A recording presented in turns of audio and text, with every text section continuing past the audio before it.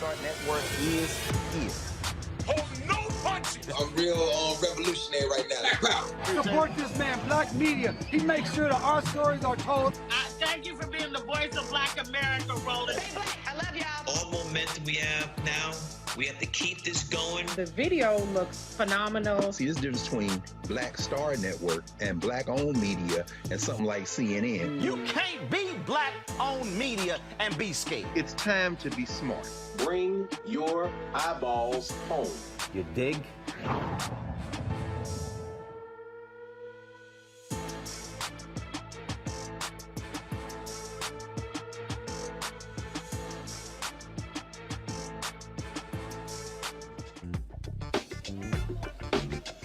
Today is Thursday, July 7th, 2022. Roland Martin Unfiltered, broadcasting live from the Mayflower Hotel here in Washington, D.C. with the National Bar Association. Will hold a dinner honoring Attorney Fred Gray, one of the 17 recipients of the Presidential Medal of Freedom. Coming up on the Black Star Network, we'll show you what took place at the White House today, where those honorees were given the nation's highest honor. But Denzel Washington, one of the honorees, was not there. We'll tell you why. Also, Brittney Griner has pleaded guilty in a Russian courtroom. She said it was not her intent to bring drugs into Russia. We'll explain to you what that means with legal expert Candace Kelly. Also on today's show, protests continue in Akron after a black man was shot at 90 times by police, 60 of those shots hitting him and killing him. Also on today's show, we'll also tell you what happened with Derek Chauvin, how he's going to spend more time in prison for the death of George Floyd. It is time to bring the funk. I'm Roland Martin Unfiltered on the Black Star Network. Let's go. He's got it. Whatever the miss, he's on it. Whatever it is, he's got the scoop, the fact, the find. And when it breaks, he's right on time and it's rolling. Best believe he's knowing. Putting it down from sports to news to politics. With entertainment just for kicks, he's rolling. It's on go, roll, y'all. It's Roland Martin, yeah. Rolling with Roland now. He's funk, he's fresh, he's real, the best, you know he's Roland Martin now.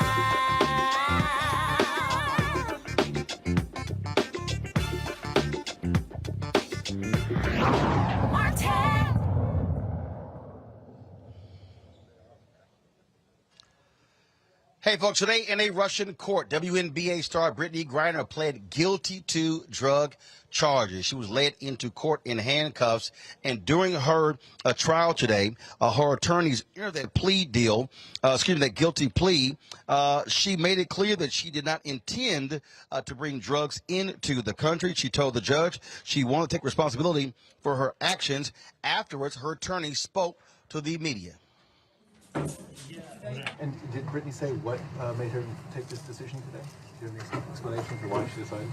She's a responsible person, and she admitted that it was hers, but she said that it was unintentionally brought to Russia because she was in a hurry as she was packing, and it was just by accident it ended up in her luggage. Considering her personality and that she is a role model to many people, to many young people, I think she should be responsible for her actions. The prosecution was reading the medical certificates, and what did the medical certificate say? That no drugs were found in her urine and her blood. Am I right? Well, they were reading just all the evidence that they have on the files. Yeah. Yes, you're right. Yes. Can you give us the full answer? Well, I think we will probably comment on this during the next court session when we will be presenting our evidence. But right now, nothing was found in her test examples. She was clean and she was tested, right? And what is she going, what will be the next hearing?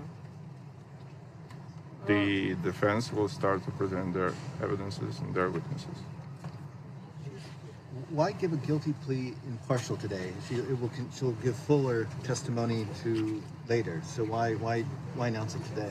What's the point of that? Because the prosecution ended their part, and it was the start of the part of the defense. And later during the trial, she will have the possibility to explain herself more thoroughly. And also mitigating factors. I mean, is that the idea? To explain mitigating factors for why? Of course. Yes. Griners will be back in court in July 14th. Joining us right now is legal analyst Candace Kelly. Candace, glad to have you here. Here is the speculation, Candace, that she needed to plead guilty in order for there to be a prisoner swap that previously happened with another American who was being held there by Russia. And Roland, you're exactly right. She needed to plead guilty because when we come to the table and you want to make some concessions and even be in a position of negotiating power and have that leverage, you have to say, I give a little bit of this and you give me a little bit of that. She had to plead guilty to go through the system, to go through the court system. I won't say the justice system because, as we know, the Russian court system, when you go to court in Russia, in the court that she's in, it's expected that she's going to be convicted. There's no question about justice. It's just a question about how long will she be sentenced. So all of these wills had to go into motion where she had to plead guilty. And I think behind the scenes, her wife, the people who are supporting her the most, they have had it with the Biden administration. They have had it with the lack of negotiation. They've had it with the fact that Biden waited all the way till yesterday after Brittney Griner allegedly to say, listen, I'm terrified. Don't forget about me. On this July 4th, my father, he served in the Vietnam War. Her wife, Cheryl, is tired of it. So they went behind the scenes and they came up with their own strategy. And this was part of the negotiation. Plead guilty, and we're going to do it our own way because the Biden administration has not satisfied us enough. And that's where we are right now, Roland. But let's be honest here. The Biden administration didn't have many options here. There's a war going on between Ukraine and the Russians. The Americans are supporting Ukraine in a significant way. This also is a huge political tool for Vladimir Putin to hold against the United States. So really, what options did the American government actually have? Well, listen, the fact that they were negotiating behind the scenes and it seemed like they were telling Brittney Griner's people, listen, just hold back for a moment. We're doing what we can do. Well, here we are 7 months later. They're asking, what have you done? You haven't even given us a call.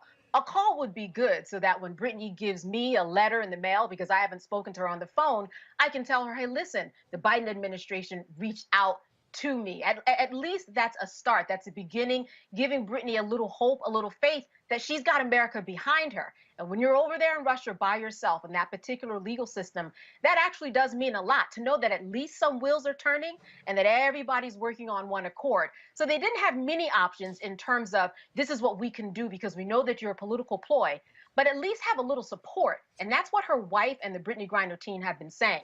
Can you support us? Can you give us a call? And there are plenty of families who are now coming forth and saying, hey, now that you've got your call, Cheryl Griner, we need a call too. So it's not just about Brittney Griner. There's a larger picture, as you said, in terms of exchanging political prisoners, prisoners that have been exchanged before. Now we're looking at a situation as to who do we actually exchange? And that's where the Biden administration is right now, albeit behind closed doors. But my guess is that something is going on in terms of that exchange, at least trying to happen. They just can't show their cards right now, Roland.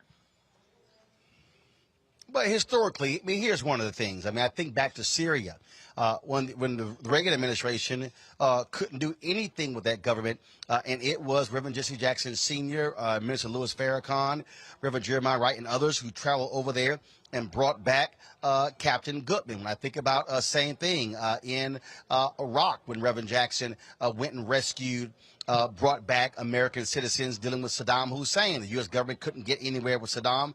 Reverend Jackson was able to do so, and of course, with the encouragement of Muhammad Ali. When I think about soldiers, I think it was in Yugoslavia, if I'm correct, where Reverend Jackson brought them back. And so this is one of those things where, again, a figure like Reverend Jackson was where we needed someone like that. Unfortunately, he's been impacted in a severe way by Parkinson's, but having a third party party religious delegation sort of lead those negotiations. That's typically what has happened in the past because the government was hamstrung because of another government didn't want to deal with the United States. And Roland, where are they? Where are those people who are coming to the forefront to say yay or nay that we support, and this is what we need to do? Well, unfortunately, we don't have a lot of we don't have a lot of black leaders, frankly, who had the stature of Reverend Jackson to be able to go do that.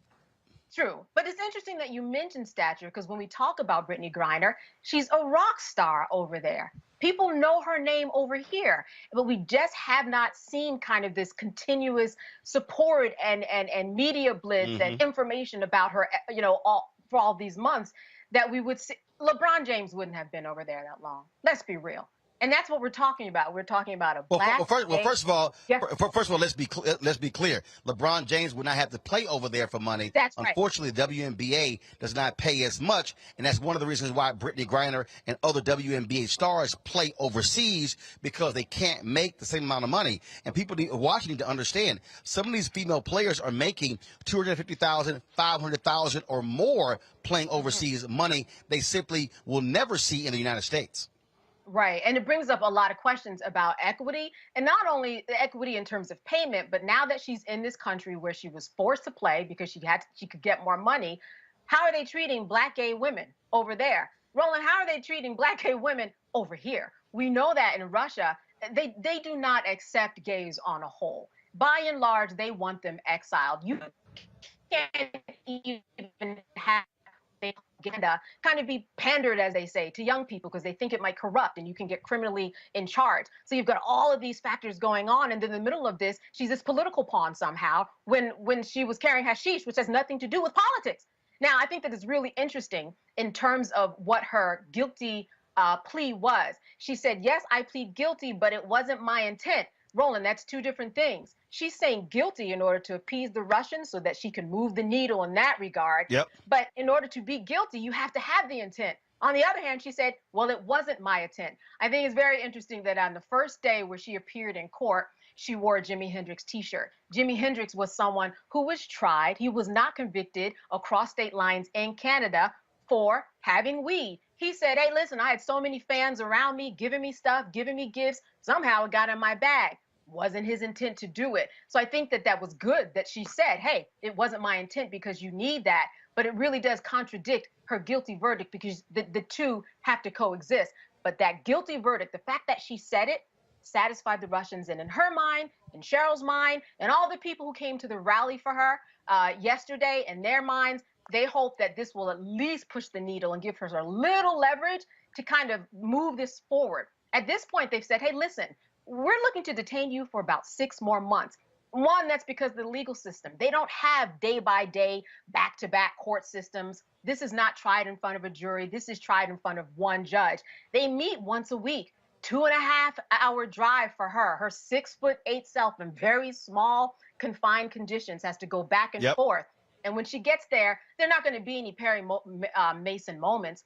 The judge just reads information into a file. So that's why we're not talking about justice here. We really are just talking about what's the conviction. And she's hoping that what she's doing, what her wife's doing, what everybody's doing can kind of beat that conviction and get her over here before it even gets to that stage.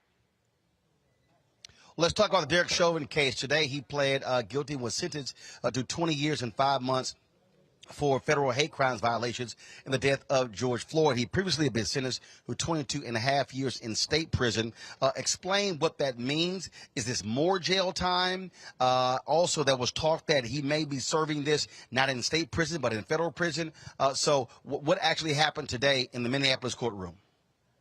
Well, what we had, as you said, that more years were put on. It depends upon how the system will look at it. He can either do it alongside of what happens, or sometimes they are built back to back in terms of the sentencing and the time that he serves.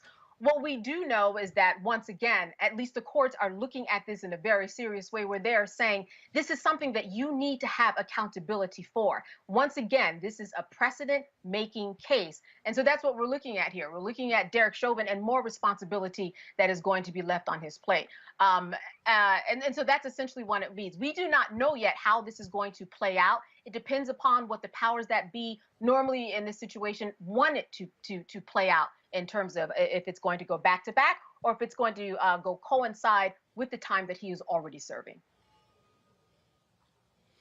Now, he did have to admit a number of different things, and this is what the Washington Post wrote. For the first time, the former officer admitted that he kept his knees on Floyd's neck and body, even as he heard the man saying he couldn't breathe and ultimately became unresponsive. He acknowledged he heard bystanders urging him to check Floyd's pulse, but did nothing and blocked others from rendering medical aid. Chauvin also said that he, quote, knew what he was doing was wrong. Now, that was when he pled guilty in December. He did not offer any sort of apology today. So that is also significant, because the family, they wanted him to admit what he did was wrong. Right. This is someone who we didn't hear take the stands. Unlike other cases where we hear, the McMichaels take the stands and talk about what they did or did not do. He completely circumvented that whole thing. We didn't hear his voice. So as you said, to hear his voice, if anything, it was to satisfy the families. How satisfactory must that have been for the families to know that this man knew what he was doing in the moment, that he was wrong? You were right. This is significant, and it really is a very strange and interesting precedent, because we don't hear this from police officers. We don't hear this guilt. And this is another way for America to once again face what's going on with the police system and the accountability that they have. We thought about it, we wrote about it, we talked about it, Roland, but to hear him say it takes it to a totally different level, that this man knew while he had his knees on that neck for over 9 minutes, what he was doing is wrong. And for some people who have, families who are in this situation, that's more than they want to hear. Forget the money. They want to hear that this man knew what he was doing, accountability, and this was the most accountability that we have had from him over these years. And again, as part of the deal, federal prosecutors allowed for the sentences to be concurrent, which means that he likely is going to be transferred to a federal prison. Remember, this is one of the things that the Ahmaud Arbery family did not want to happen in the case of the white supremacists who killed Ahmaud Arbery. They wanted them to serve their time in state prison, believing that is far more rigorous and, frankly, nastier or meaner than federal prison. And indeed it is. The state prison is nastier, it's meaner. You have people who he's going to be alongside if he does go into a state prison, who know and have faced people like him outside, and they are going to get revenge. That's just what happens. They are waiting for him. His people know it, he knows it, and he doesn't want that. Federal prison, it's a little bit nicer in terms of kind of the rewards that you get for good behavior. It's a better situated system in terms of how it looks, how it feels, sleeping, eating. All of that is a slightly higher level than a state prison. So that would be certainly another victory for the families, that he's not going to live his sentence inside something that might be, a lighter sentence in terms of a federal prison that is going to go hard in a state prison. So certainly they're hoping for that. A lot of us are hoping for that, because that certainly is what he deserves. All right, Candace Kelly, we certainly appreciate it. Thanks a lot. All right. Good to see you, Roland. Likewise. Folks, going to a break. We come back. My panel will break down these two stories. Plus, we'll talk about today's Presidential Medal of Freedom ceremony at the White House. 17 of great Americans were honored by President Joe Biden. We'll show you what took place and hear from folks after the ceremony, including 2 of the medal recipients. You're watching Roland Martin Unfiltered right here on the Black Star Network. Back in a moment.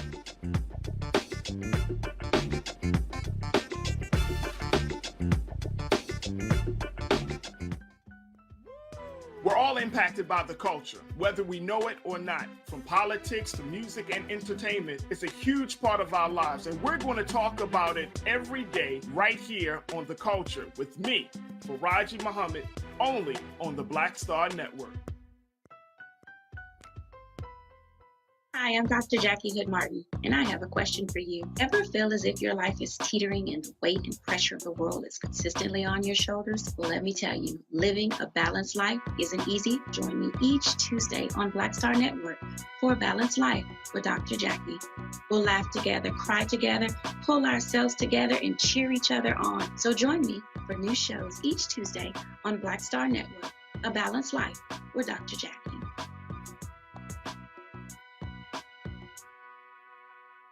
Hey, I'm Amber Stevens-West. Yo, what up, y'all? This is Jay Ellis, and you're watching Roland Martin Unfiltered.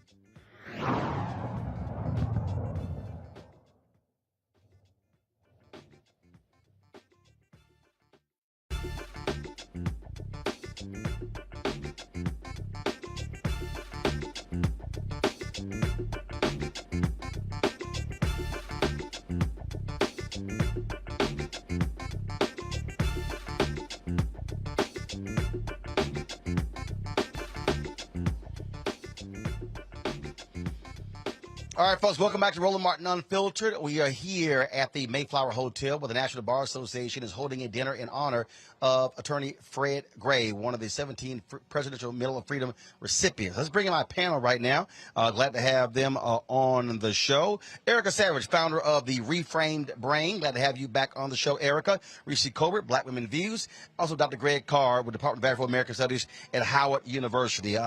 Reese, I want to start with you. There's a lot of attention, a lot of focus on Brittney Griner. WNBA players and others were saying the nation needs to pay more attention to this case, and now we're seeing some movement happen here. Yeah, I do want to first start off respectfully to Ms. Kelly. She almost made it sound like there was no contact between the administration and Ms. Cheryl Griner when we saw just on the show on Tuesday when I hosted that she had been in contact with the Secretary of the State, Anthony Blinken, as well as the National Security Advisor, Jake Sullivan. These are not peons. These are not small-time people in the administration. So I just want that to be clear. She hadn't spoken to the President of the United States, which most people don't get a chance to speak to, but, pressure works. And so she was granted an audience with the President and Vice President, and she was satisfied with what she was told during that meeting, and she felt encouraged by it. And so I just want to put that out there because it just sounded it sounded almost like they were blowing her off, which I don't believe to be the case. And they had classified her as wrongfully detained 2 months ago. So there are a lot of things that happen behind the scenes. This is a delicate political situation. It doesn't always play out on social media. It doesn't always play out to where everybody can feel good about the movement that's happening, but that doesn't mean nothing was happening. But anyway, on another note, another thing I just wanted to say is people shouldn't take her pleading guilty at face value. We have a dims the rules kind of people. Well, if you did a crime, got to do the time, and she broke the rules, and what was she doing over there, and yada, yada, yada. But, obviously there's a strategy here. I don't know if you guys were paying attention, but not y'all, but, maybe the audience. But they said they didn't find any drugs in her urine or in her blood. So this is not a person who's a heavy drug user. She's clearly not a drug smuggler, which is why she was facing 10 years. They tried to make it seem like she was part of an international drug ring. So I think that hopefully if this is what it takes to help move the needle forward and help expedite the process, hopefully that helps her out because she was going to get convicted anyway. There's a 99% conviction rate in Russia. It's not the trial that even we have here, which isn't always fair either. So I can't say I'm encouraged, but I'm just really hoping that there's some really good strategy behind this. But the other thing too, I wonder where Ms. Kelly got the idea that this was somehow in defiance of the administration or taking matters into their own hands. That just seemed like kind of out of nowhere. For all we know, it could have been in consult with them. So I would just be careful. I know that it's really easy to pounce on the administration, and I'm not trying to defend them and say they've been perfect, but I think we should also make sure we're putting out accurate information. Erica, your thoughts again on this Griner case. And one of the things early on, the Biden administration did ask folks not to raise the decibel, if you will, There are a number of WNBA players who talked about that as well because they wanted this to be, in terms of, they said, look, it was delicate, private negotiations, and certainly understanding her family members wanting action to be done here. We cannot discount the reality, though, that Vladimir Putin doesn't give a damn what we say. He controls this whole process. Oh, absolutely, Roland. He is judge, jury, and he will issue the verdict. One thing I also want to mention is that I talked about this a couple of days ago on another program, is that I served as an emissary a couple of years ago in the effort of a freeing of a political prisoner. And I can tell you from a national standpoint, from a faith standpoint, from a local standpoint, that it really is all hands on deck. And just for people to be aware that in 2015, under the Obama administration, the special presidential envoy for hostage affairs was stood up. So this is something that President Biden, having been vice president at that time, is intimately aware of. And there are two leaders, in addition to the leaders that Reese member, that are well-versed and very capable. And so I would caution additionally as well is for people to listen to the information. Trevor Reed, a spokesperson for his camp, he was detained in Russia for a period of years. Spokesperson said that, listen, Trevor was detained and did not want to sign a document to his guilt until the last few days, and that's when he was released. So this is due process. It's very delicate. I can say during that time period, I said practically nothing. And so, it's just now that I'm kind of sharing a bit about that process. So, to Reese's point, as, we are flooded and just used to this level of, as soon as something happens, it's made available on social media. When you're talking about, BG was one of 70 WNBA players that was in Russia at the time, the only one that was detained. As her legal team said, that she was clean, there was nothing in her system, that she is a queer woman, Black, and a WNBA player, high profile. We know that Vladimir Putin, as a former KGB officer, keeps dossiers. He's very aware of what's happening in his country. So I think for people to really take all of the information in that we're receiving and just know that just because we're not seeing it play out as we would a movie, as we would see something frame by frame on social media, does not mean something that's happening. But it also want to go to the pressure campaign that is moved forward with the signatures of many people, myself included, that have called for her release, that this is something that definitely has worked in favor of BG. However, the delicate balance of ensuring that BG is freed and that those conversations are happening with relationship to her freedom. Again, as Reese said, our government has said that she was wrongfully detained. And so this is something that people want to be engaged. There was just a rally in Arizona with a congressperson from out in Arizona that her coach from the Phoenix Mercury just had. And so they're issuing support. So, if people want to find out if perhaps there's a caucus group within their particular congressperson's area that they're connected with, do that. Please sign the petition. Please keep her name lifted above the fold so that we know that BG is not forgotten. But be aware that just because we don't see it does not mean that things are not in fact happening, because they are. And look, Greg, I mean, you have the folks who are saying that, well, if this was Stephen Curry, if this was LeBron James, this would not be happening. But you also can't overlook the reality in terms of the pay inequities and the differences in these different sports. An NBA player doesn't have to go overseas. It's the players who don't make the cut in the NBA who play overseas. The fact of the matter is that women's sports, especially basketball in this country, simply is not even close to the NBA. The NBA is almost a $10 to $12 billion a year entity. The WNBA teams lose money. Those are facts. That's why female professional players have to go overseas to get paid well. And that's why she was in Russia. That's true, Roland. And I'm old enough to remember the American Basketball League. Look it up. That's why David Stern and the people in the NBA started the WNBA to put the ABL out of business, which was projected to be a owner and player profit-sharing proposition. Go look it up. But at any rate, the point is this. If it was Stephen Curry or LeBron James, not only would they be in jail, they would be in jail with even more press. The sexism would come in the amount of coverage, I think. Let's be very clear. Brittney Griner, BG, would be in the United States if it were in the interest of the Russian government. Let's just zoom out and look for a minute. Most of the countries in the world have not picked a side between Russia and the Ukraine. They've remained non-committal. India, which is the world's largest democracy, has blocked every, or at least abstained in every UN resolution condemning Russia. The United States and Europe don't have the muscle to move the world. India, Brazil, Mexico, South Africa, well, most of the African countries, the Caribbean, Latin America, they're staying out of it. They're trying to see what are their economic and strategic interests. Now, you know, there was a pushback on one of the islands in the Black Sea. The Ukrainians look like they might regain control. That would open up the grain again. Because remember, the Ukraine is a breadbasket in many ways of Central Europe, and it affects Africa. These countries are looking at their interests. And I'm glad you mentioned Robert Goodman and Minister Farrakhan, of course, Jesse Jackson, our brother Jeremiah Wright.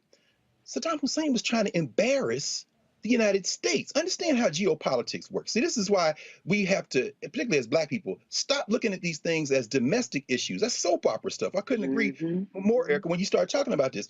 The bottom line is this. Saddam Hussein gave that brother up because it was a thumb in the eye of the United States government. Now let's get to Brittney Griner. The name people need to Google is Victor Bout, V-I-K-T-O, Bout. Victor Bout was convicted in 2011 of selling guns to the FARC rebels in Colombia and imprisoned in the United States. Victor Bout's lawyer has said this week that if the United States engaged in a prisoner swap, Victor Bout for Brittney Griner, she'd be home right now. But the Justice Department is against all kind of prisoner swaps. Meaning what? They're having a battle, as Reese says, in the Biden administration. And guess who's going off script? All them Black people, all those people in the WNBA, all the people for social justice, the LGBTQ community who are saying, free Brittney Griner, free Brittney Griner. Biden like, hey, everybody calm down. Because behind the scenes, it's not yet in Russia's interest to let her go. They're getting publicity. Hell, if LeBron James was locked up, they'd be getting more publicity. But the bottom line is nobody's coming home until these countries work out how they can make a deal that's in the best interest of the Russians. Now, all you got to do to see that this is very serious, but at the same time, that there are other forces at work. Look at Alexander Boykoff. Look at her lawyer. He come in there in a Hawaiian shirt, dude. No, I don't want nobody today. As everybody said, she's going to be convicted, and this is about the prisoner swap. Pay careful attention to the prisoner swap. Again, yeah, look up Victor Bout, and that might make it a little clearer. Yeah. Indeed. All right, folks, going to a break. We come back. We're going to talk Presidential Medal of Freedom. The ceremony took place today at the White House, honoring 17 amazing Americans. We'll show you what took place, as well as cover some other news. This is Roland Martin Unfiltered, broadcasting live from the Mayflower Hotel here, the nation's capital, Washington, D.C., where in less than an hour, the National Bar Association will hold a dinner in honor of one of those recipients, civil rights attorney Fred Gray, 91 years old. Right here. We'll be carrying it live right here on the Black Star Network. Don't forget to, folks, support us in what we do. Download the Black Star Network app, all platforms, Apple phone, Android phone, Apple TV, Android TV, Amazon Fire TV, Roku, Xbox, Samsung TV. Plus, support us in our efforts. Of course, folks, our goal is real simple, to get 20,000 of our fans to contribute on average $50 a year. That comes out to $4.19 a month, 13 cents a day. I told y'all what happened. Of course, the accident that we had, our Sprinter was totaled. And of course, it was only insured up to $125,000. And so we've got more than likely have to pay additional $75,000. The second one, we're working on it right now. Hopefully we'll get it in September. And so you can support us, check our money orders, P.O. Box 57196, Washington, D.C. 20037-0196. The Cash App is $RM Unfiltered. PayPal is R Martin Unfiltered. Venmo is RM Unfiltered. Zelle is Roland at RolandSMartin.com. Roland at RolandMartinUnfiltered.com. We'll be right back. I'm Deborah Owens, America's Wealth Coach. And on the next Get Wealthy, what do the ultra wealthy know that most of us don't? Well, the truth is that there is financial exclusion. And unfortunately, far too many Black folks haven't had access to this knowledge And that's exactly what we're going to talk about on our next Get Wealthy with Melinda Hightower, a banker who's doing something to share exactly what you need to do to make it into the high net worth status. They weren't just saving just to save, they were saving for a purpose. That's right here on Get Wealthy with me, America's Wealth Coach, only on Black Star Network. Pull up a chair, take your seat. The Black Tape with me, Dr. Greg Carr, here on the Black Star Network. Every week, we'll take a deeper dive into the world we're living in. Join the conversation only on the Black Star Network. Hi, everybody. This is Jonathan Nelson. Hi, this is Cheryl Lee Ralph, and you are watching Roland Martin, Unfiltered. I mean, could it be any other way? Really? It's Roland Martin.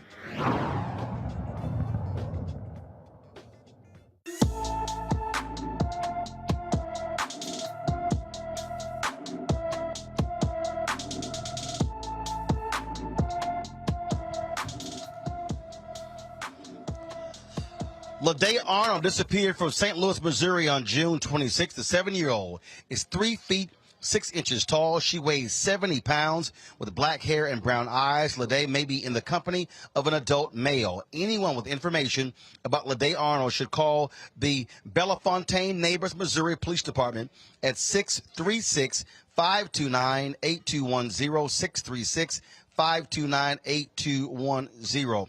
Folks, the ex-cop in Cleveland who shot Tamir Rice has gotten first of all, he's now got a new job from a police department in Pennsylvania. Now he is resigned after the news went public. Timothy Loman's attorney announced his client would quit his new position after the hiring sparked outrage. The president of the Tioga Borough Council posted this Facebook picture of Loman's swearing-in ceremony. The photo led to some fury on the social media platform. Remember, in 2014, Loman responded to a call saying that someone was waving a gun around, shooting 12-year-old Tamir Rice shortly after arriving on the scene. Loman was never charged for Rice's death. What's crazy here, Erica, is that the mayor said he wasn't aware of Loman's past. I guess they don't vet. I guess they don't use Google in this Pennsylvania town. Yeah, I just woke up and found out I was black. When I tell you I went straight to Facebook and saw how they had lit him up and righteously lit him up, this is why we have to pay attention to these folks who are tax-paid servants of law. Continue to follow them because he had a job and then he lost a job. And so he's going to continue to follow that same pattern. The person from within that particular council that posted that picture just the other day had posted something around Epstein's girlfriend, around her sentencing, and saying something smart around that. And so then people started going in to say, so what the hell were you doing hiring someone that killed a child?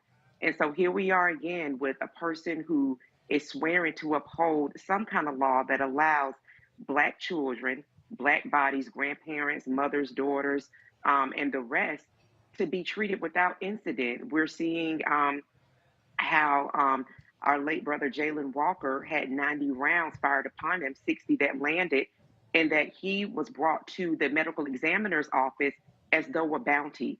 And so it is incumbent upon all of us as a community to make sure that this pressure campaign continues to come.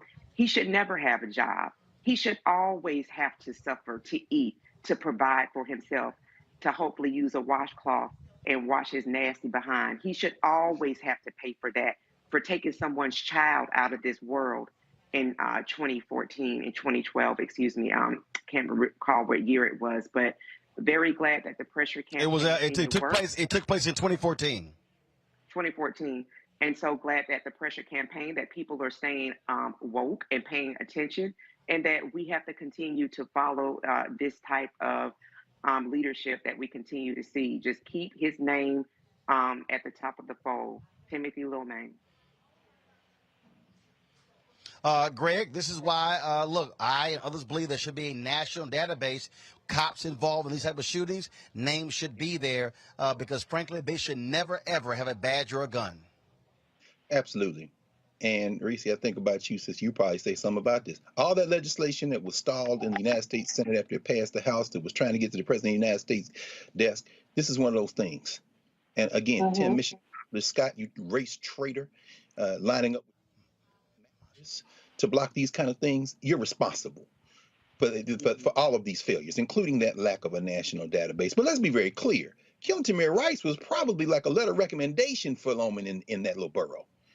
You know, y'all look up the census count, the 2010 census. I hope for their sake that the number of people in Cuyahoga in that little borough changes, because according to the 2010 census, the number of people who lived there was 666. The point I'm trying to make is that Floyd is coming east. Now he's 4 hours from Cleveland now. He's coming east. He's right on the New York-Pennsylvania border trying to get a job. And that photograph you showed, the white dude swearing him in, looked like he had on an open collar version of that shirt that Brittney Griner's lawyer had on in that picture in Russia. My point is, it's easy going, easy like Sunday morning. And as you often say, as we often remember, of course, the old saying that Pennsylvania is Pittsburgh, Philadelphia, and Alabama in between. He's welcome in those boroughs. And the only thing that's going to stop that, to exactly what you just said, Erica, is we got to keep the heat on. Just like BG's people and all of us who support her banged on the government, even though the government is involved in a geopolitical game, we got to bang on people like this. You should not know a minute's rest for the rest of your natural life. And then when you die, then the problem starts, because then you're going to take it up with Tamir. Then you're going to take it up with George Floyd. Then you're going to have to deal with Breonna Taylor. See, the ancestors waiting on your ass. That is, if you're close enough to deal with them, because you might actually be with the other people in the 666 borough that you almost got hired. I mean,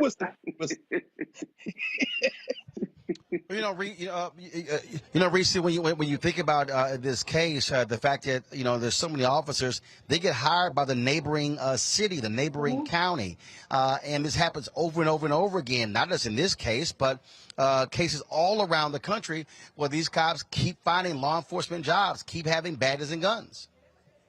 Yeah, because as Dr. Carr said, it's a feature, not a bug, that they have these records. I mean, I think it's important to have the national database, which is what the George Floyd Justice and Policing Act will be. But the thing that's going to be the most powerful, which is the most unfortunate part about it, is public shaming and heat as pressure and putting pressure, as Erica said and as Dr. Carr said. It's unfortunate, though, the same way it is when you have cops who kill people every day, the same way you have people who are killed but not in mass shootings every day. It's almost like it's only certain cases that get the attention, and then we keep our focus on those, rightfully so. But you have to wonder about all the people that don't make the headlines, all of the cops that, like you said, jump from town to town with no repercussions.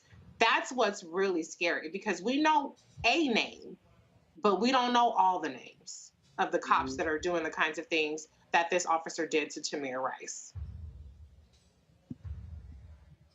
Folks, the protests continue in Akron, Ohio, in this just shocking and sickening case. Black man, 90 shots fired.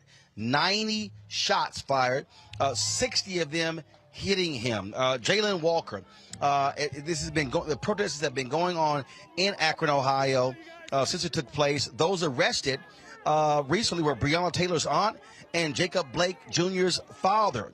Akron police say protests were peaceful until 8:30 last night, when around 50 protesters began to block and disrupt traffic near the Akron police station. Officers deployed tear gas to disperse the crowd after warning protesters. White and Blake joined more than 40 protesters who have been arrested since this weekend. Again, Jayland was shot more than 90 times by 8 officers, hit by more than 60 bullets on June 27th. What should have been a routine traffic stop. President Joe Biden says the Department of Justice, they are monitoring this case. Make one serious comment about the shooting and the death of Jayland Walker. The Justice Department and Civil Rights Division of the FBI field office in Akron, Ohio, and the local U.S. Attorney's Office are closely monitoring and reviewing what happened. The FBI continues to coordinate with state and local partners to provide resources and specialized skill. If the evidence reveals potential violations of federal criminal statutes, the Justice Department will take the appropriate action. And I just want you to know what's going to happen. The 8 officers involved are on paid administrative leave. Greg, I will start with you. Again, another example, traffic stop leads to death. Yes, sir. I mean, we've seen this too much. The President of the United States' hands are tied, but some of that rope is rope he spun himself. The front page of New York Times today has an article about how people want somebody to punch somebody in the face. I understand the President of the United States. I mean, this is a country he was born and raised in. He believes in it. He believes in its systems of government. And just like his Justice Department is very likely standing in the way of a prisoner swap, and maybe with legitimate concerns, he's saying, sitting there, you know, if this, if that. These 4 white boys got a damn paid vacation. You kill a black person in the United States, you get a paid vacation. Then you get clear. I mean, if something happens and maybe you get convicted or something, they ding you up. And that damn white national Supreme Court is chipping away at the possibility of you being dragged into civil court. Oh, don't worry. They're going after these settlements that are being settled. They come from our tax dollars. So I kind of feel for the President of the United States. At the same time, I was shaking my head because I'm saying when you kill a black woman or a black man, a black boy or a black girl in this country, you get a paid damn vacation. Yeah. This is what we're on the verge of now. We're on the verge of black people saying, don't take them to court. Let them go back to work. ... Because as these militias ramp up and arm up, as they get ready to try to steal the 2024 election and they all get guns, you know, more and more people are saying, you know, if we're going to get slaughtered, if we must die, then we're going to test the damn Second Amendment. Say I can get a gun? Okay, I'm going to get the strap. License and boom! I'm not wishing it on you. I'm saying you are daring people. Because if you're just going to get killed anyway, why in the hell would I get shot in the back? Hell, if I'm going to take 2 in the chest, I might as well, yeah, what did Jay-Z said? He threw 2 at me, I threw 4 back. Please understand, putting these white boys on damn paid vacation for murder is an incentive to get more of them to do the damn same. You know, and that's the thing, you know, that drives me crazy, Reese. 8 cops. When I was in Louisiana for Essence Fest, I was talking with one of the New Orleans Police Department officers, an African American, and he said, I don't give a damn what those cops say. There is no justification for 8 cops firing 90 shots at one person. Period. And to further add injury on top of injury, they handcuffed a body that had been obliterated, shot from ankles to his cheeks with 60 gunshot wounds, and they handcuffed him. Even after he was dead, handcuffed him when they brought him in for an autopsy. That's no different than pissing on his body, spitting on him. That's how much they wanted to degrade him. That's how much vitriol and demonic energy they had towards a person that was just on the traffic, just driving, you know, just driving. So this is a soulless demonic force that has the word police written on it. And I don't know how much we can do to solve that. I'm not for all of us picking up arms because I don't think black people have the best aim. Not as good as white folks do all the time. So I would like a peaceful solution, but, and I'm not trying to stereotype, somebody's gonna be like, I'm a marksman. Okay, you are a marksman. But we are hitting a point where it's going to bubble over because 60 shots, 7 people dead, and 1 person out of those 2 situations walks away. And it's not the person who was on a traffic stop. It's the person who killed 7 people and walked away. Something has got to give, and I don't know what it's going to take for people to say, we got to figure some shit out because what we got going on right now ain't working. Yep. But this right here, Erica, is why I said on the anniversary of the George Floyd death, the 2nd anniversary, I really hope the families, I really do hope they come together and issue a national statement calling on President Joe Biden to bring them, to bring law enforcement, to bring Senator Tim Scott, Lindsey Graham, Republicans, to the White House to say, get the George Floyd Justice Act bill back on track. I said, and I told Attorney Ben Crump, I'm going to see him tonight at this dinner. I'm going to say it again. In fact, I'm probably going to say it because I'm emceeing. I'm going to say it from the podium because there needs to be another attempt at it. Look, they can't say we don't have enough time to get it done. And what that will do is it will force Scott and Graham to look these black families in the eye and say why we have failed or we can't get it done. So the pressure must continue because this kind of crap has to stop. Oh, absolutely, Roland. And I'm so glad that you use your bully pulpit appropriately to do that. If we could just have more people that would exercise that same level of care. I will say with regard to Tim Scott, that's what I'll call him, Tim Scott, that, you know, for him to be reminded of who he is.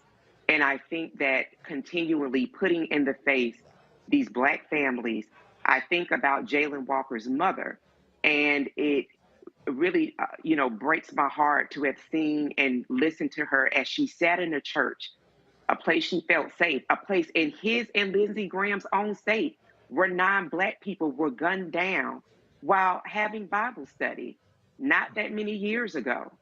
That's where she was rocking back and forth, crying, giving an interview, number one, grieving the death of her son, but the way in which her son was executed and executed on body cam for the world to see, and executed in a way by these slave patrol agents where they were reloading magazines as though they were as if they were hunting an animal. When I look at that crowd, the footage that you showed just a moment ago, I'm looking at the restlessness of a crowd. I'm seeing people that are pushing back against the police, that are refusing and saying, well, if you're going to mace me, I'm still going to record it. I'm looking at other black men coming to the aid of black men. People are tired as hell.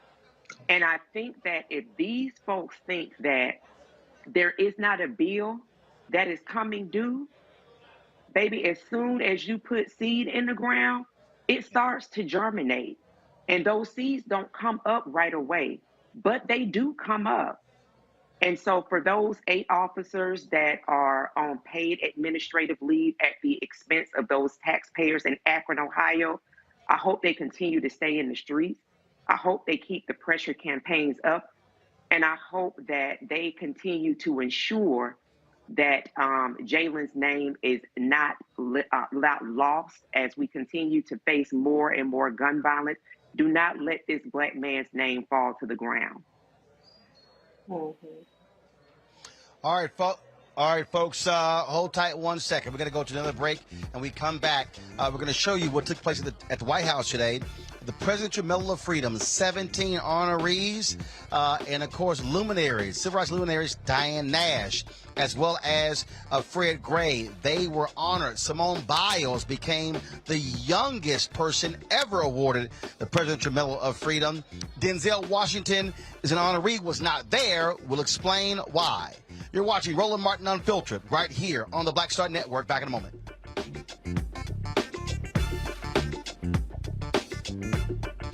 Of course, I looked up to Spike Lee. Of course, who didn't? I mean, he's a genius. But then also, I was this kid from Brooklyn, right? That felt like, give me my damn respect. I made this, this creative art, right, that people are responding to. And it would have been great if we had the opportunity to sit one-on-one. Hold on 1 second. Okay. Spike. What's up, baby? So I'm in LA right now. I got a one-on-one series with my network, Black Star Network. And I'm interviewing Maddie Rich. I appreciate that, bro. That's a big moment, man. That was like, man, that was good. Got me all choked up. That's good. Well, I'm all about connecting. Appreciate that, bro.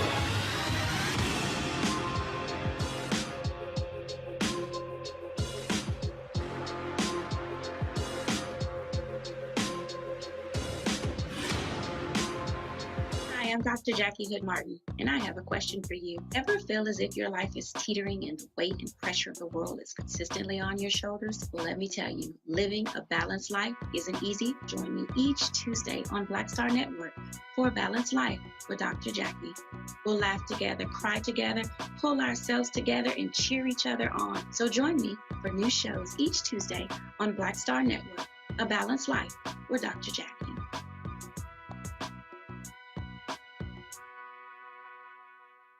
Hey, what's up, everybody? It's Godfrey, the funniest dude on the planet. And you're watching Roland Martin Unfiltered. Ow.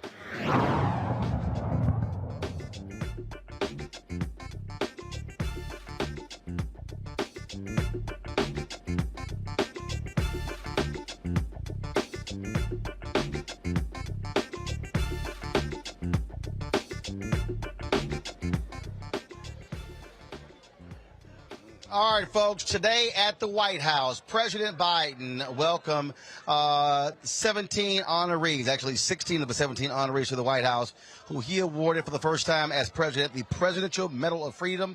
It's the highest honor given to an American citizen. They hail from all walks of life, politics, civil rights, law, sports, you name it. They were all there. We live streamed it on the Black Star Network.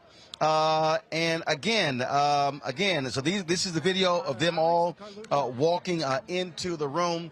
And so the president, he introduced each one of the honorees. This is what he first had to say about Simone Biles, the greatest gymnast ever in American history.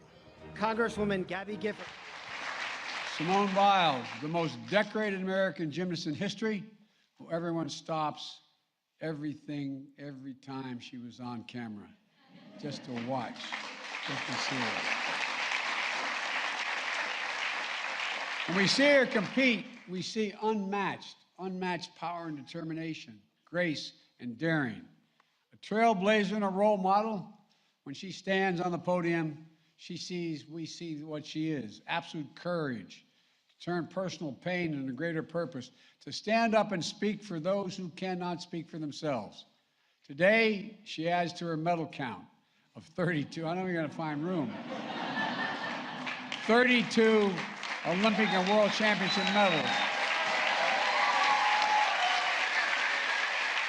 At age 25, the youngest person ever to receive the Medal of Freedom.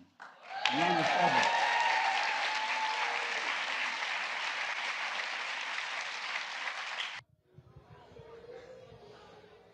Here's President Biden saluting civil rights icon Diane Nash. As a 23-year-old student at Fisk University, Diane Nash received a phone call from Attorney General Robert Kennedy's top deputies, warning her about the violence at the next stop of the Freedom Ride she organized across the South. She replied, and I quote, "We all signed our last will and testaments before they left. We know someone will be killed, but we cannot let violence overcome nonviolence." Think of that. With unmistakable courage and unshakable courage and leadership, Diane Nash shaped some of the most important civil rights efforts in American history. A key architect of the sit-in movement in Nashville. After 4 little girls were murdered at the 16th Street Baptist Church in Birmingham, she called for a nonviolent movement across Alabama that planted the seeds that became the Selma campaign 2 years later. Her activism echoes the call of freedom around the world today. And yet, she is the first to say the medal is shared with hundreds of thousands of patriotic Americans who sacrificed so much for the cause of liberty and justice for all. And by the way, she asked me to make sure to add that because she didn't want to take all the credit herself.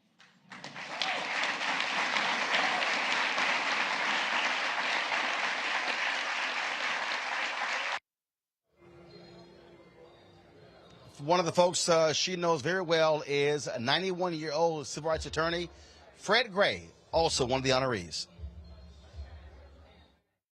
When Dr. King, Rosa Parks, and Claudette Colvin, and John Lewis, and other giants of our history needed a lawyer for their fight for freedom, you know who they call? They call a guy named Fred Gray. That's who they call.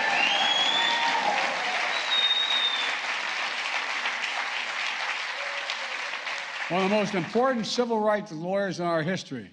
Fred's legal brilliance and strategy desegregated schools and secured the right to vote. He went on to be elected as one of the first African Americans to Alabama state legislature since Reconstruction. An ordained minister, he imbued a righteous calling that touched the soul of our nation. And at 91 years young, he's still practicing law. He's still...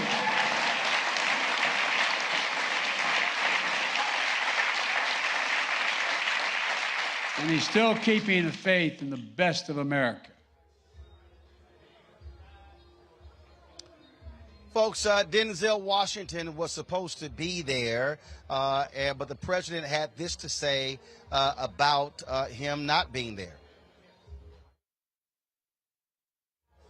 Okay, sorry, folks, we should have had that. So he announced that Denzel Washington could not make it. Well, the fact of the matter is, Denzel Washington tested positive for COVID and was unable to make it. I was texting his wife, Pauletta. Both were greatly disappointed. But the president did say in his speech that he would be awarding his medal at a later date. Also, the other individual who was honored was a nurse out of New York, a Jamaican immigrant who was the first person to actually get the COVID vaccine outside of the clinical trials.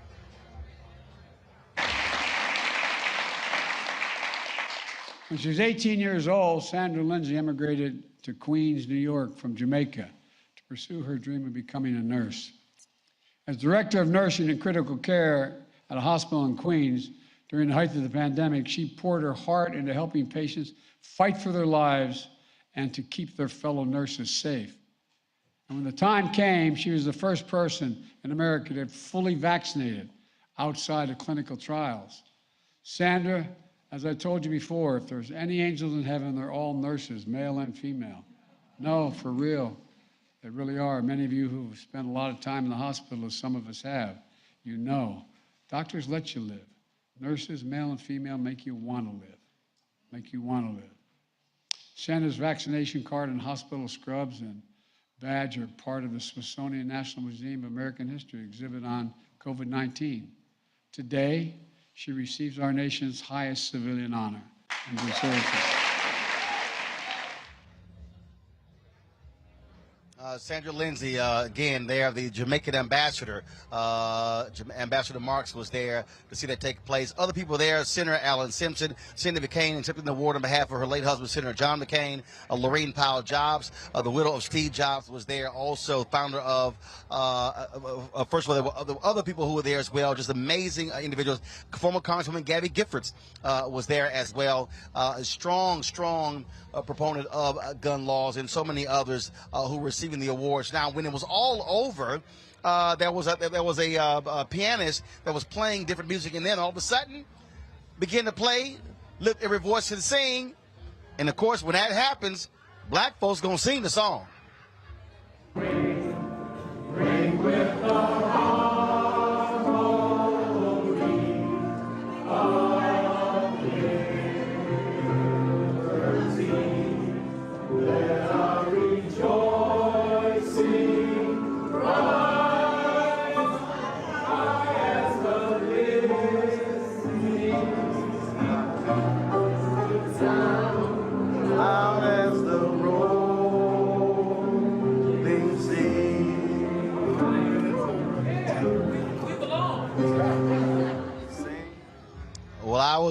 Well, I was there in the room shooting that video, got a chance to talk to a number of people afterwards, talk about this important day.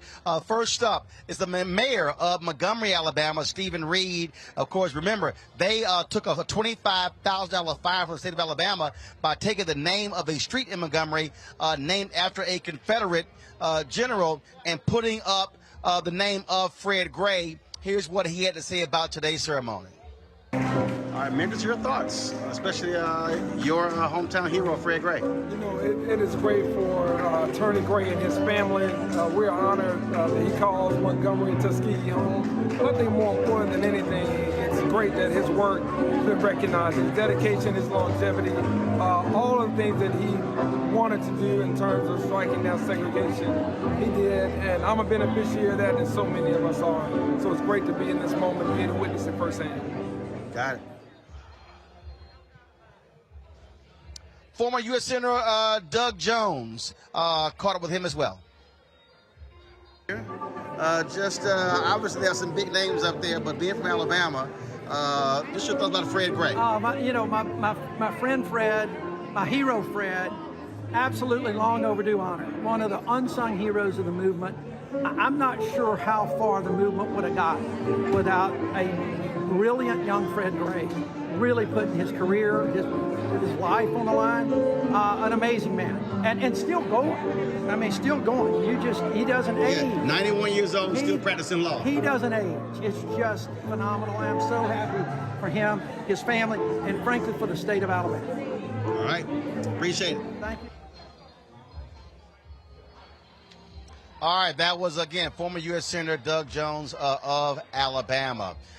Simone Biles, she actually stopped by the area where all the microphones were set up there, and she talked about what it meant to be the youngest recipient ever, and several other questions that we had a chance to ask her. Here is Simone Biles. Sorry. What's up, H-Town? Simone, how do you feel? Just tell us your feelings about today, special day. Well, hearing that I was the youngest, it was a huge honor. It's kind of scary because it is the best award you could receive for your whole life. So now it's kind of scary, like, oh, what do I do now? But it's a huge honor. I'm excited to be here, especially with my family, my agents, all the other recipients. So it was an exciting morning. What message do you think this honor and receiving its young sons to young women across the country? Yeah, I think it really will teach them you can do anything you put your mind to, and to just speak up, use your platforms, be authentic, be yourself, and stay true to yourself, and just go out there and have fun in whatever your adventure is. There have been folks honored in other sports, basketball and football, for you, but for this to be gymnastics, how critical is that? Yeah, I think it's really exciting because it shines a good light on our sport, because our sport is so fun, it's so incredible. We've had kind of a cloud over it the last couple of years, so to put some sunshine feels good. Where does this accomplishment rank among all your other accomplishments? I think it's definitely at the top. For me, obviously, going to the Olympics and winning all of those medals, I put in so many years of hard work and stuff, but to be recognized from the president and everything else is really special. Did the president share any message with you when you were speaking with him today or on stage? Yeah, he just was saying how courageous I was and how we kind of need more young people like that. So it was really exciting to hear that and to know that my hard work is paying off, especially using my platforms, because he said that's why they chose me as well. Any message to a foster child out there? Sorry? Any message to a foster child out there who's watching this? Yes, I support you. I believe in you. Keep up the great work. You can do anything you put your mind to, and we're trying to do as much as we can for the foster community. And I'll continue to do that. Thank you. So, okay, you're so sorry. Dennis Archer, former mayor of Detroit, former president of the National Bar Association, shared his thoughts. What's your thoughts on these honorees? Diane Nash, Fred Gray, some historic figures on that stage. I thought it was just outstanding, and to see all of us here celebrating the recognition of what they contributed and what they meant to all of us. There's so many people I know would love to have been here, and there was a link. I think if you got on it, you could see it even though you're not here. I want you to know that I've been enjoying watching you on television. I appreciate it. I thought your interviews have been outstanding, and they show great respect for your contribution, for what you've done and do for all of us. Keep up the good work. I will do. Well, you know, I got to represent Alpha. I appreciate it. Good seeing you. folks. Khizr Khan was one of the 17 honored. I met him a few years ago. He's a big fan of mine, and we had a good conversation outside of the White House about what it meant to be a Presidential Medal of Freedom winner. Here's our conversation. First and foremost, how does it feel to be to get the nation's highest honor? I am humbled. I'm honored. I'm grateful to President Biden, and I'm grateful to his administration for being the champions of diversity, equal dignity, and I accept this on behalf of all immigrants. I am a first-generation immigrant to this country, came empty-handed and received amazing love and support, and have built nothing to something. And then to receive this recognition, it means so very much to me. I feel that that journey is moving forward because there is so much more that still needs to be done to uplift so many Americans that still have not shared American dream. So it's a reminder that that journey continues. And we will continue to speak, we will continue to come together, and together we will defend our foundational values so that the journey could complete. Without effort, without a struggle, our civil rights would have not been possible. It was the valorous action and struggle that we have civil rights now. But still, more needs to be done, more shall be done. So it is in that struggle, in that effort that I accept this award. You were quite emotional a few times up there. Yes, it's a realization of how far I have come, because I'm a testament to not having anything to having so much. And sometime as a human being, it could be overwhelming.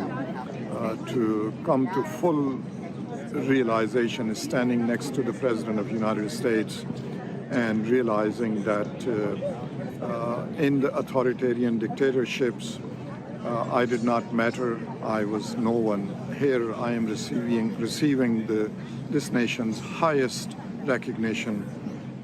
So for that reason, and it reminded me of my son as well, that he would have been so proud today. All right, we certainly appreciate it. Congratulations. Thank you. Always good seeing you. God bless you. Thank you. Thank you. The Secretary of Health and Human Services, Xavier Becerra, we caught up with him afterwards as well. We were talking to him about the positive COVID designation of Denzel Washington, and he said, we got to stay vigilant. It's still real. In Connecticut, where we really had a great time with a family that had just vaccinated their 6-month-old daughter. And that's what we want people to know is today we've got a way to stay alive, stay safe, and stay healthy. It's the vaccine. 6 months and above, you can get vaccinated. So we'll get vaccinated. And do we need to wear masks on the outside, especially as this is so contagious? Because before the thought was we don't need to wear masks on the outside. If you are in an area where there is high level of contagion, if you are in an area where there's high level of contagion, it makes sense to wear a mask. You don't need to wear a mask everywhere. If you're outdoors, it's a lot easier to go without it. But if you're outdoors in a space where there's a large congregation of people, be smart, be safe, do what you think is going to work best. If you don't get into any kind of vehicle without buckling up. You should not do anything about dealing with COVID without using all the safety precautions you can. Thank you, sir. Yeah, we did have an opportunity to ask him his thoughts about today's ceremony, and here is the Secretary. Reads there, who were you most excited to see be honored by the President? You know, I'll be honest, I've known some of them for years. Some of them have stories that are compelling, especially for someone of color. But I will say something, given today's circumstances, Alan Simpson, Senator Simpson from Wyoming, Republican, he and I have a deep friendship. Not because we agreed on so many things, it's because we were able to disagree and still be friends. And I have great fond memories when I served on the Simpson-Bowles or Bowles-Simpson Fiscal Commission.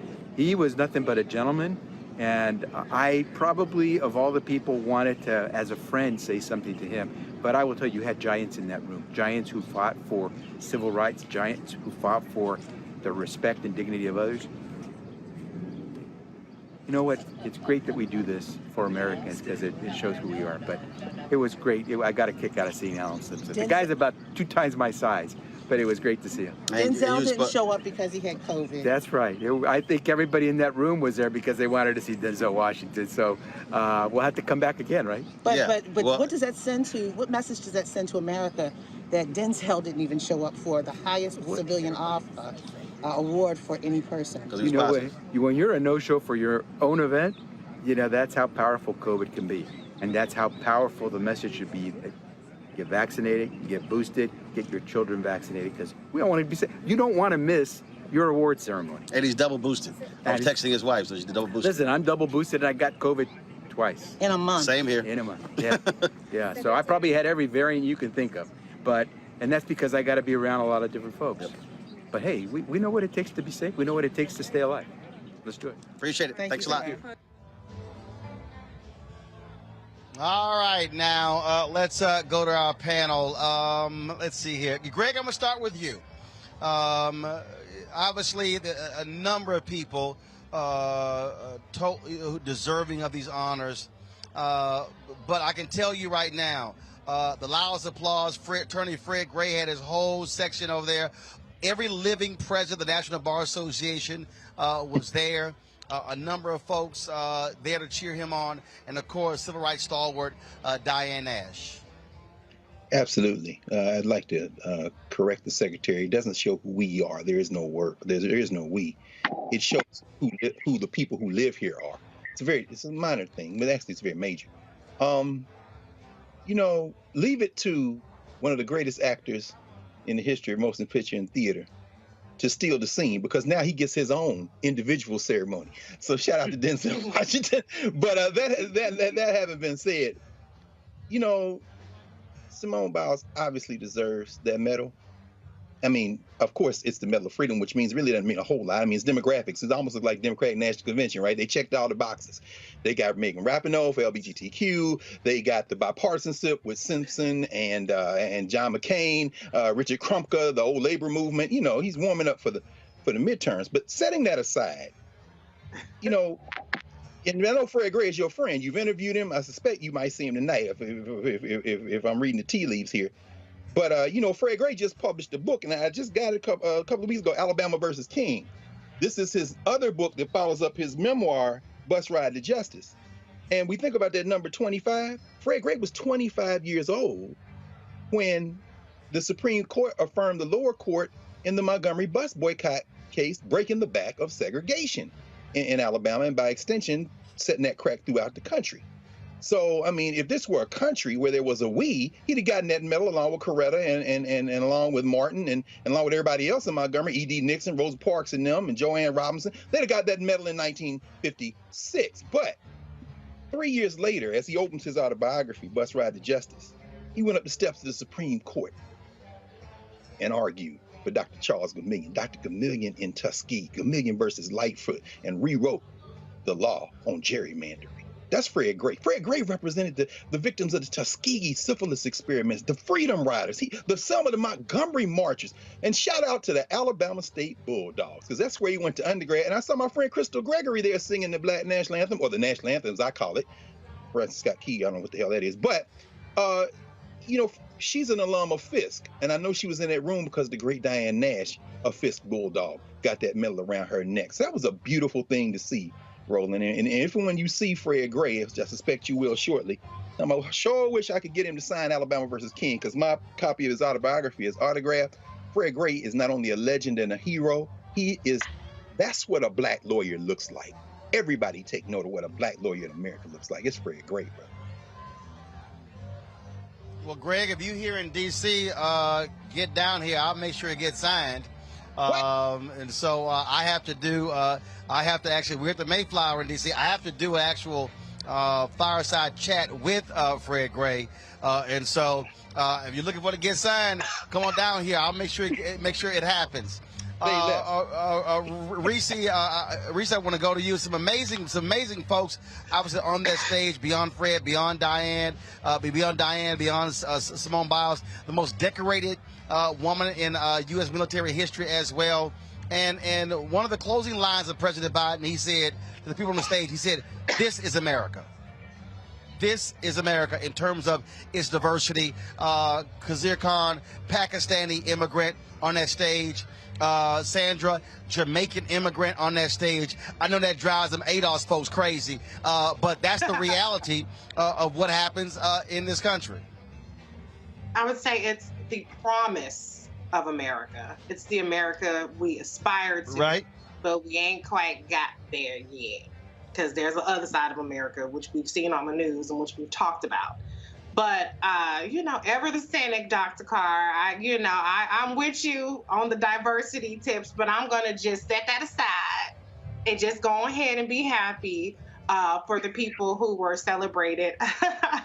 In particular, for me, Simone Biles being celebrated, I love that it was about, I love that it was on the heels of her exercising some self-care and putting herself first in terms of the mental health episode that she had at the Olympics, and she was viciously attacked by people like Piers Morgan and others behind it. And so I like that she's getting recognized for the totality of her experiences, being an abuse survivor, her advocacy in that realm, as well as her advocacy in mental health, as well as her accomplishments. So for her to be the youngest Freedom Awardee is definitely very much warranted. And when Denzel comes back, I'm gonna be at that, because I had Clay today, so I wasn't able to make it, but I would have, if I'd have something else to do. But please, I hope that Denzel's award ceremony, I can make it to that one.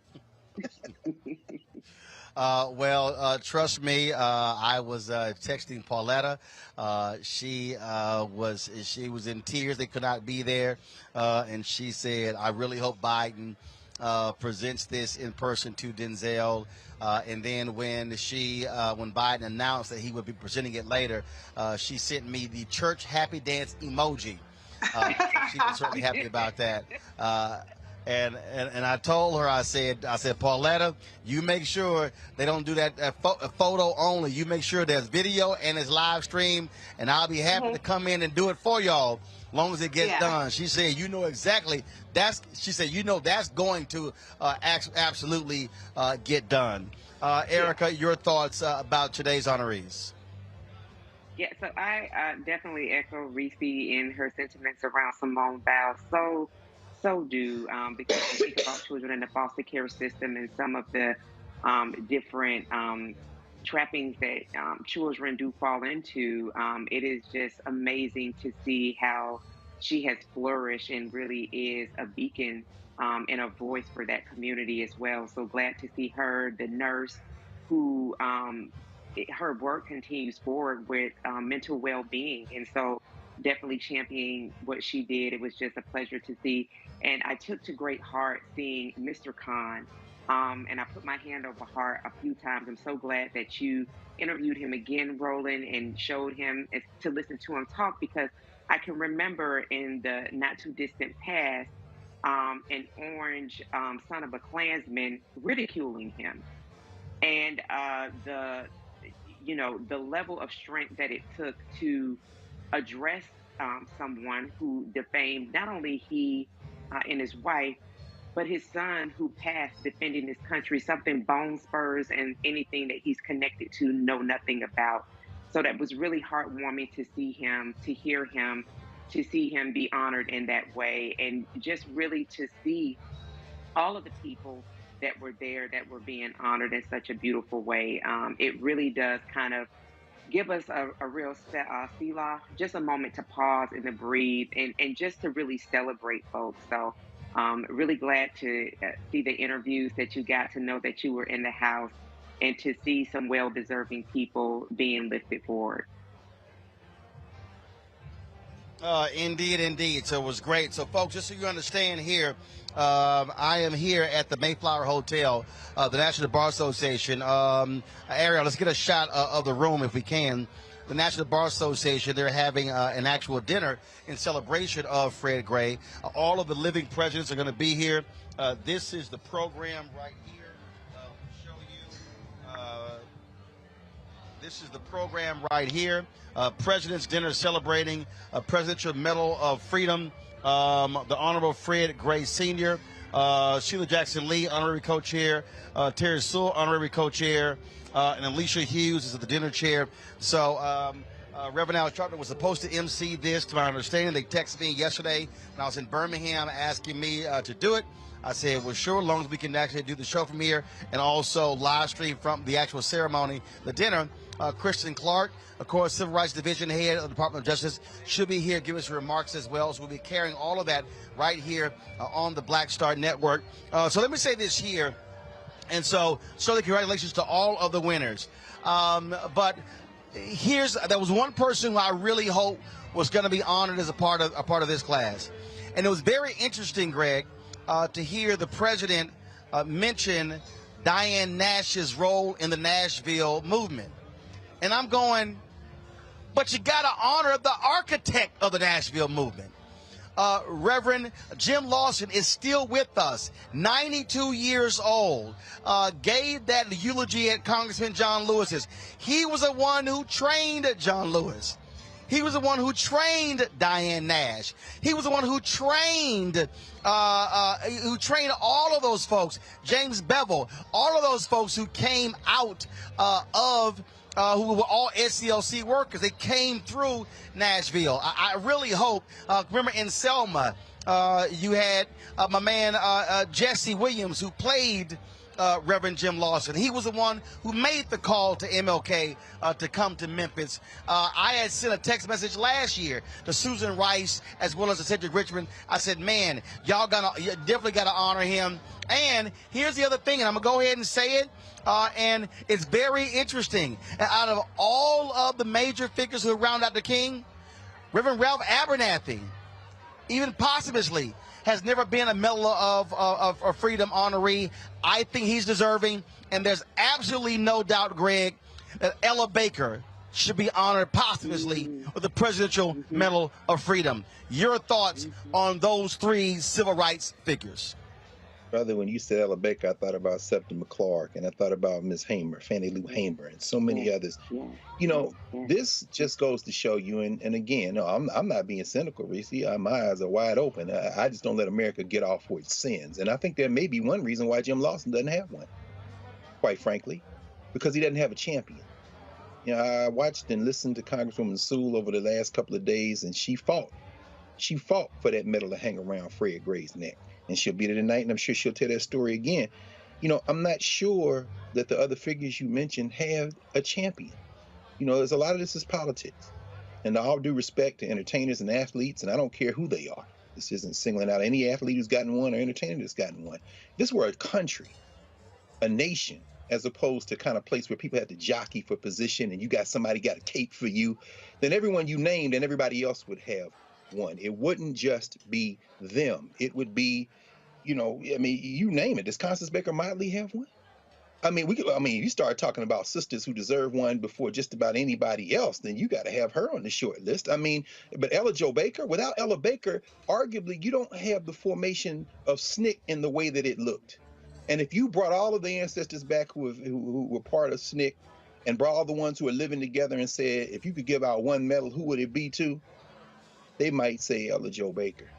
So, you know, we'll see going forward, but some things you just can't explain. If you don't have a champion, you know, maybe if Marcus Garvey had the right champion, Barack Obama would have issued a pardon, or maybe Joe Biden would. But you know, it's too much of this is politics, and you can give out as many of them as you want.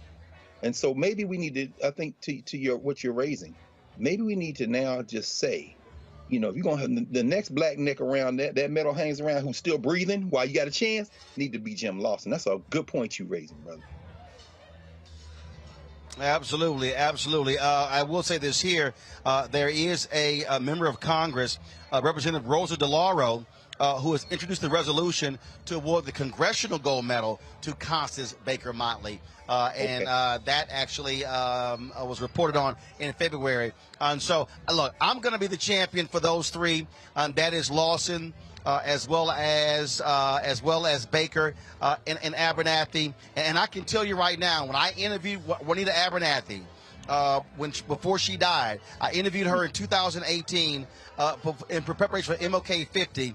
I can tell you that, and I'm telling folks to understand, it is extremely painful for the Abernathy family to see folks like Andrew Young, Reverend Jackson, Reverend C.T. Vivian, Joseph Lowry, Reverend Congressman John Lewis, and so many others get the Medal of Freedom over these years, and Abernathy never has. I can tell you for a fact that, we were in there, and Anthony was there shooting with me. The pain and the bitterness of that family is evident. And there are a lot of people who believe that a lot of civil rights people who are still upset with him for writing in his book about Dr. King allegedly having affairs the night before he was killed.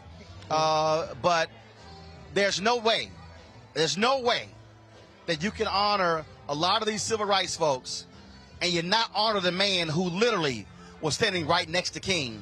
And as King said, without Ralph, it ain't possible. And so I just think, again, for history's sake, and I know somebody watching right now or saying, well, Roland, somebody's passed on. Yeah, but it's important for history's sake. It's important, for that acknowledgement. And that's why it's important that Ella Baker be recognized. And in many ways, Ella Baker, folks, if y'all want to go read Barbara Ransby's book on Ella Baker. Ella Baker, in many ways, was like Reverend Jim Lawson. They were not the ones trying to be out front. They were not the ones trying to call news conferences. In fact, if y'all want to see, first of all, go to Black Star Network. You can see my interview with Fred Gray. You can also see my interview with Reverend Jim Lawson. Reverend Lawson said his last image of MLK was MLK in the pulpit at Mason Temple on April 3rd, 1968. And he said to me, and I was exactly where I was supposed to be, sitting on the end of the pew in the back. So he's been a figure who's never sought the limelight. He's never tried to become, like when Bob Moses resigned from the civil rights movement, he didn't want to become a civil rights celebrity. Has never been Reverend Jim Lawson. But folks, but if you go back and listen, folks, to that eulogy that he gave at Congressman John Lewis's funeral, I know everybody praises President Obama's eulogy. No, the eulogy that was preached was by Reverend Jim Lawson. And that man still sharp in mind at his age and still talking about a movement building and how to get done. His advice for Black Lives Matter. And I'll leave folks with this here. And if y'all see my interview, it was an amazing piece. Reverend Jim Lawson could have gotten a deferment for World War II. I think it was World War II. World War II, the Korean War. He could have gotten deferment because he was a seminary student. This man is such a non-violent person. Yes. He chose not to accept the deferment, and he accepted federal prison. That's right. To show how much he's against the war. He could have gotten deferment by saying, hey, I'm clergy. He said, I'm going to reject your deferment, send me to prison because I will not go to war. An amazing figure, an amazing story. And again, a lot of people don't know about him. They don't know about the Nashville movement. But if you want to understand the Southern Christian Leadership Conference, if you want to understand SNCC, you have got to look at what the Nashville movement did. And so an amazing figure. And so I hope it happens. And trust me, White House folks will be hearing from me tomorrow about Reverend Jim Lawson and Reverend Ralph Abernathy, as well as Ella Baker. And Reese, I fully expect you to drop in a little word to your homegirl. Okay, I got you.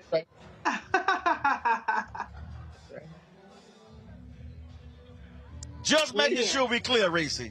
We're here, okay. All right, y'all. I'm going to go to, got to do that. All right, y'all. I'm going to go to a quick break. YouTube. When I get back, y'all better be 1,000 likes. I don't know why y'all got me having to ask y'all for this, but I'm going to go to a quick break. We'll come back. Roland Martin Unfiltered on the Black Star Network.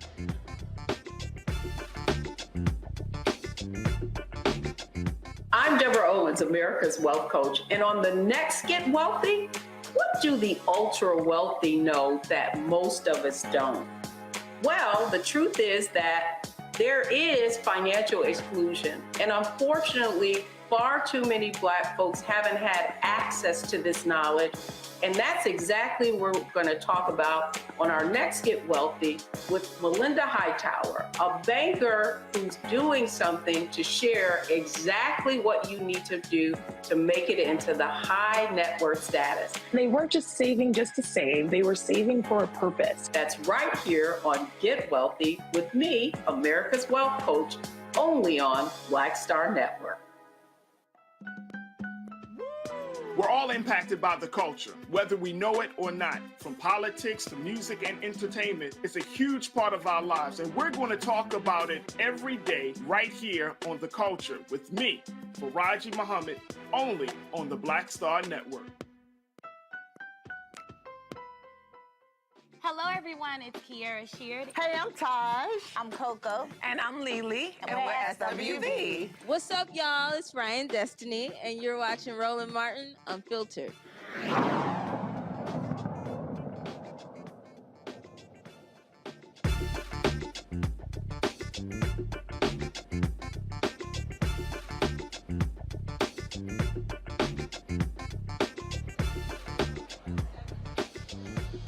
All right, folks, welcome back to Roland Martin Unfiltered. We're here at the Mayflower Hotel for the National Bar Association dinner honoring attorney Fred Gray for being one of the 17 recipients of the Presidential Medal of Freedom. I have been off for the past couple of days. Reese Colbert filled in for me on Tuesday. Larry Walker filled in on yesterday. If y'all want to pull the video up, we were, of course, I had to fly back to Alabama because Deshaun Smith, who is our driver, he was driving the Rover-mobile, our sprinter, from New Orleans back to D.C. with our equipment when he was basically forced to swerve. So there was a white man driving a white Malibu who kept, like, Deshaun would change a lane, he would change a lane. Deshaun would change a lane back, he would change a lane back. It's kept going back and forth.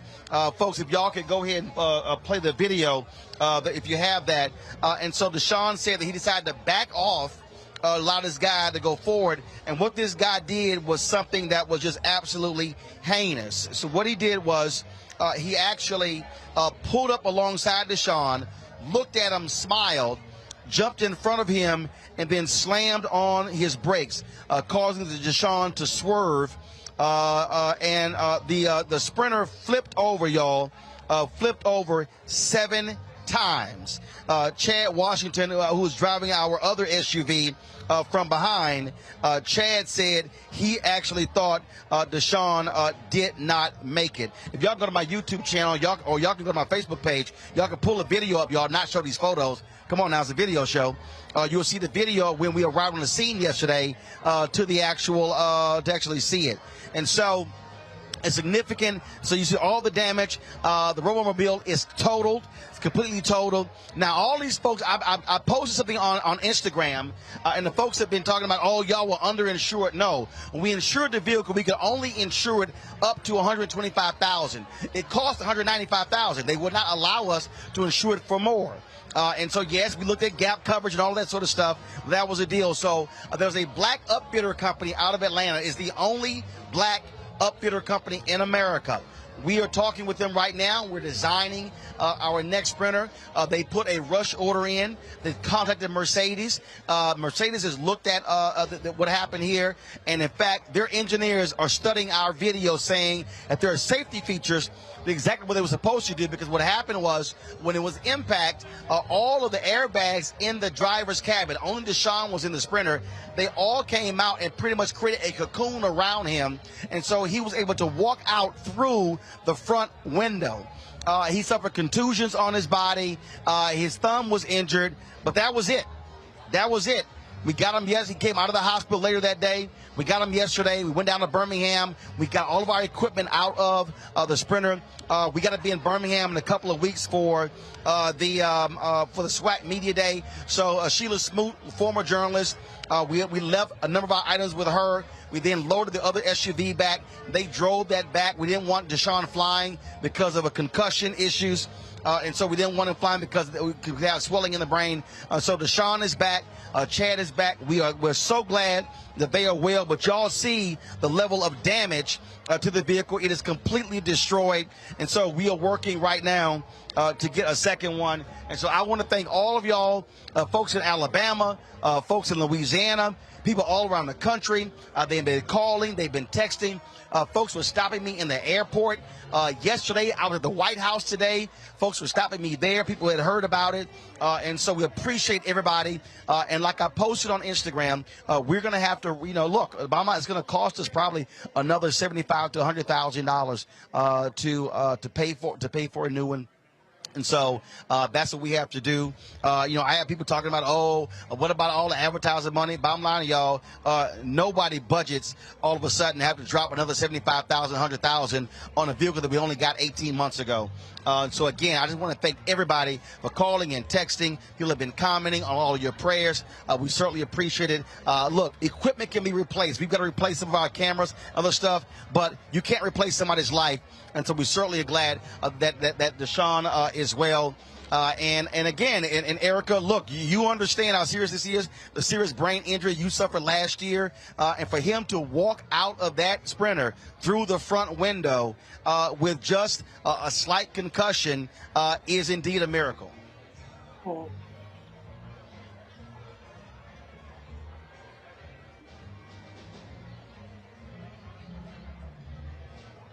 And I know it's tough for you, Erica, to see that because what you went through, and you've gone through more than a year of rehab. And when you had your accident, you talked about just how painful it was. And again, there was no one else. Luckily, no one else was in the vehicle. And folks, this person did this on purpose. Unfortunately, nobody captured his license or nothing. But he literally looked at Deshaun, smiled at him, and pulled in front and slammed his brakes, causing Deshaun to have to swerve. Roland, I will say this with relationship to Deshaun. Praise God he's still with us. Because March 15th, 2021, the 18-wheel truck that hit me, the driver did that intentionally as well. He hit my car, which is a Mercedes, thank God, German engineered tank twice from the back. And the doctor that I saw when I got back home said to me that, Erica, it was not only your faith, it was that car that saved your life. And so when people get into their cars, my boyfriend and partner was just talking to me around this, they get into their own world. And so that somebody would be so amped up in their car that they would literally weaponize their vehicle and cause undue harm to a person is completely sinister. I am grateful that my partner sent me a clip of what you shared on social media, and I saw kind of your update, but he cropped out so that I didn't see the pictures because that's still very difficult for me to see car crashes, to be very honest with you. So I stepped away when those photographs and video was being shown, but it's important for the audience to see because they need to see not just the crash, but they need to see that was an intentional act and that could have cost someone their life. What I will say with regard to Deshaun having that level of accident, my prayer is that he is granted all of the space that he needs for healing, and he is afforded all of the care that he needs, and that I'm so very glad that he's still here with us today to still testify to his life, and may he have as much grace to heal.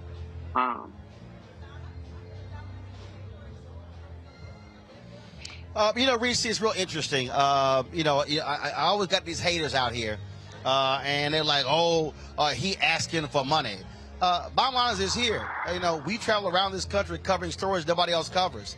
And the reality is, there are going to be HBCU campuses we're going to. There are going to be places we're going, and I'm fully transparent. Somebody just posted on YouTube, Roland, I think full car insurance will cover your van. Please don't say you're raising money to get a new van. Just say you're raising money, bro. I found that to be misleading. Viewers are smarter. No, I'm telling you exactly why we are raising money. I'm very honest. I don't sit here in front because I'm showing our viewers what their resources are going to. Yeah, and y'all, that's what you took out of Roland's testimony, out of Deshaun's testimony, out of Erica's testimony, is Roland must be just trying to get some money. Go to hell, bitch. I'm so sick of y'all. Like take a moment and take in what's happening. Take in the lesson. Take in life that's unfolding in front of you. Instead of just always trying to jump in on some bullshit and on some petty shit. Come on, do better. Do better than that. If you don't want to give, if you ain't got it to give, don't give. But you can shut the fuck up and not give. You don't have to be loud and not give. Nobody is twisting your arms. Nobody is docking your pay. If you have it in your heart, and if you have the ability to give, then give.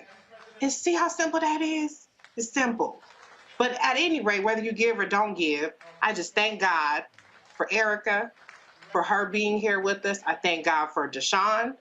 And I thank God for the entire Roland Martin Unfiltered family, because we are a family. This ain't CNN, this ain't Disney behind us, it ain't whoever Fox behind us, it's a family. And if you don't look out for family, that's on you. That's not on Roland. That doesn't speak to Roland's character. That speaks to your character. And if you ain't got it, you ain't got it. I understand it. But don't be a belligerent asshole about it. And if I And you know, Greg, bottom line is here. Erica, go ahead. Go ahead, Erica. Go ahead. And I just want to say, with regard to what Reese said, to tack on to what she said, it was Roland Martin Unfiltered. It was my big brother Roland. It was my sister Reese. It was Dr. Greg Carr. It was Dr. Avis Jones-Weaver. It was all of RMU staff that was cash apping me, because you don't know what the hell Deshaun is going to have gaps for. So, as Reese said, if you don't have it to give, that's cool. But the bottom line is, what Roland does, he's completely transparent about every damn monitor, all pieces of equipment, what he needs, what he's desiring to present excellence to us. And as Reese said, if you ain't got it to give, don't give it. But damn, don't use your keyboard cowardice and type something when he's doing exactly what he's been doing for several years now, which is being transparent, being very honest, laying to bear what it is. And so I'm going to make sure, the same way that Reese and Roland did, that I give, to make sure that I am acting on the law of reciprocity the same way the Roland Martin Unfiltered family did for me. Greg Carr, take us home. No, brother, all I can do is echo what Reese and what Erica have said. In fact, right now, here in Washington, D.C., there is a whole staff. You just got through transporting 1.5 dozen of that staff to cover Essence Fest. And it was widely covered on CNN. It was in the New York Times. I saw it all over MSNBC. No, I didn't. But at any rate, that staff that you have has a graphic that they show near the end of every show with all the ways to give. And I'm sure they have it right there. They could put it up while I'm talking, I suspect, so that you don't have to ask them to do it. And I know they will, because they are a crack staff. They're volunteers, of course. And and so all the shows on the Black Star Network, and it doesn't cost money to get launched over the top. And then all the producers who work for the Black Star Network, I mean, they're obviously volunteers.